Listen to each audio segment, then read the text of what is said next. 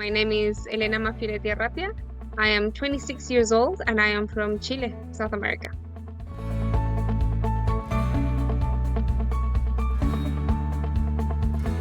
And I think there are two ways in which I see this question. One is from which perspective I would like to get involved, and the other one is through which mechanisms. So in terms of the perspective, I come from a human rights background.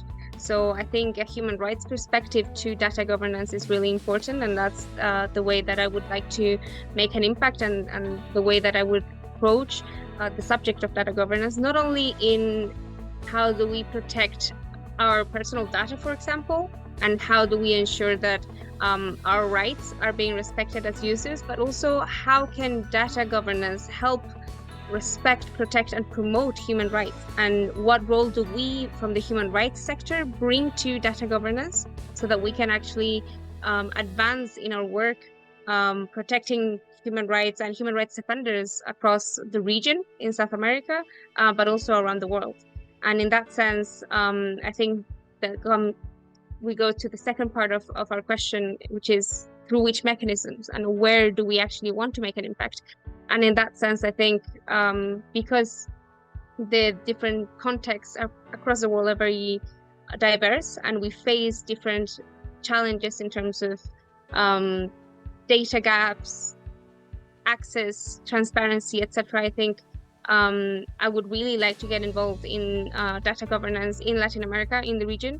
I think it's very important to give space to have those conversations from a transnational perspective and at a regional perspective, not only because we face similar challenges, but also because each region has specific experiences in including people from marginalized groups. And so in Latin America, we have lots of indigenous people who have a really important things to say about data governance. And I think from the human rights perspective, we can help bring those voices forward.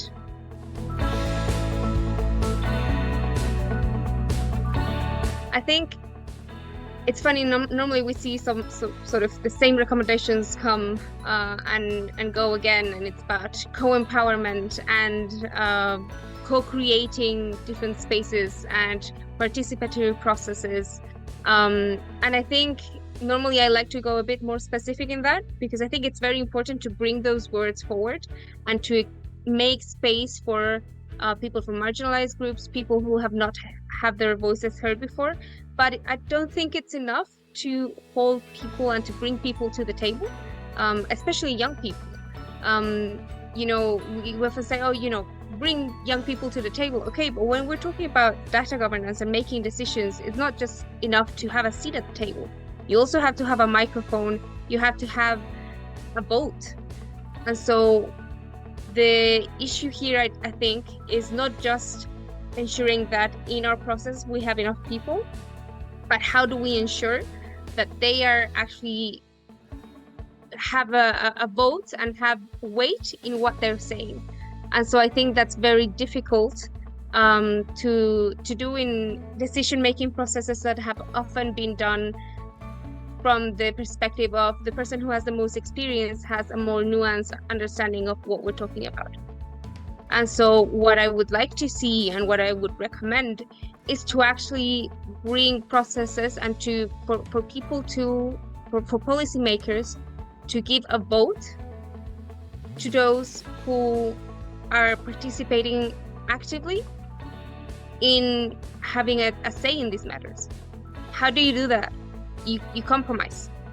And I think in a world where we're all very limited in terms of the access to information that we have, and we're also in a very polarized moment, there's millions of wars going on, millions of conflicts going on. We have all very different perspectives. The act of compromising and the act of being able to look into other people's perspectives, to put ourselves in each other's shoes, is fundamental. In that sense as well, it's how do we get people to the table? How do we ensure that they can completely focus in what we're discussing? Especially, for example, when we're talking about inclusive decision-making processes, how do we ensure that, for example, women or caretakers have enough time to be able to be informed about what we're going to be discussing and then to be able to focus completely in the conversation at hand? how do we ensure that we have the skills, and not just sort of like the knowledge and the technical skills, but the human skills to be able to have these types of conversations and see that tension and conflict and debate is not something that is hindering us from reaching an agreement, but is actually providing us the way forward to ensure that we all agree at the end, and that what we decide has a legitimacy to then be implemented. So I think that's really a new focus that we haven't seen, and we've started to see come up in different sort of decision-making processes, but I think that we really need to deepen in that.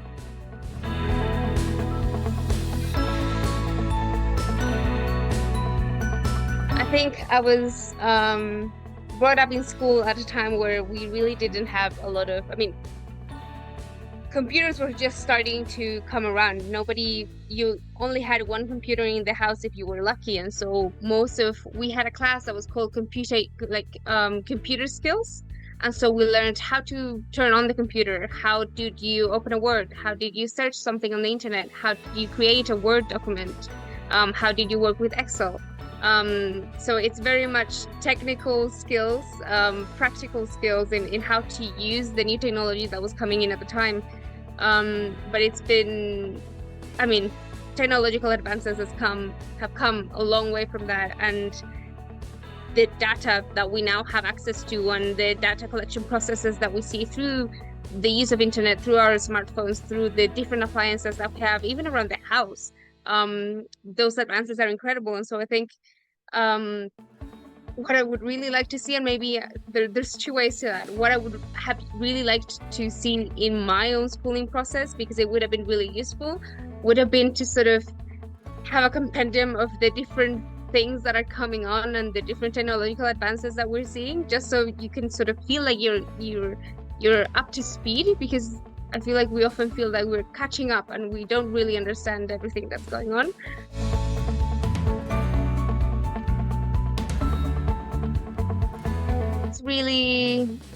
I'm looking at it from an educational perspective. I would really like to see a technology that would be able to see how people learn.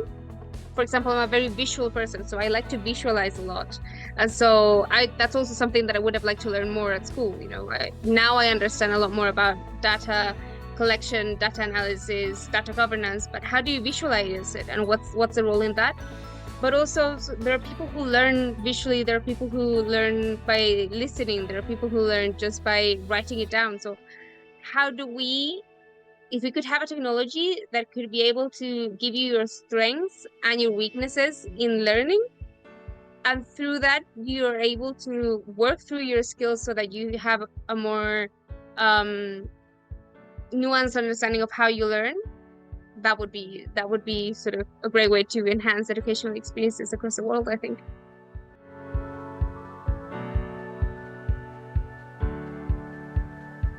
Interesting, because in my line of work in human rights, my background also academically is political science, and so I'm really in touch with human rights violations that are happening across the world and conflicts.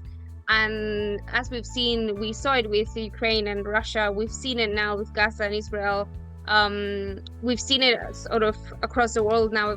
We just passed the Remembrance Day of the Holocaust. And so if you look back at the Holocaust now, the genocide that happened in 20th century, and what we see now, you can see the impact that these conflicts have on young people. And so many young people who have had to take time off from social media to be able to get on with their normal life, because it's very tough to see the atrocities that are happening across the world every day. And there's also the other side where you see enormous amounts of people coming together through social media, people who live in very rural areas, people whose environments don't know anything about what's happening. And so you see bounds and bounds of solidarity and efforts to bring people together and to inform around these issues, that it's very hard sometimes to see the line. At which point are you helping, and at which point is it detrimental to your health?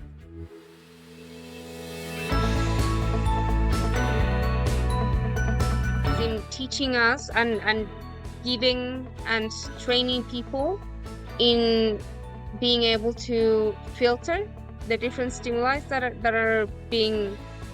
we're seeing and that we're hearing through social media. There's a second part around the algorithms. So there's been new studies about how algorithms, and especially specifically like on TikTok and Twitter, how they impact our understanding of the political spectrum and of political and decision-making processes. And so what happens is that when you have an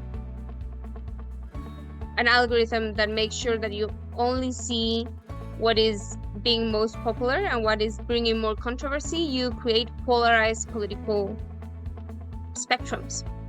And that means that we are being more radical in our opinions, and that we are creating spaces of debate and of governance that are much more tensioned.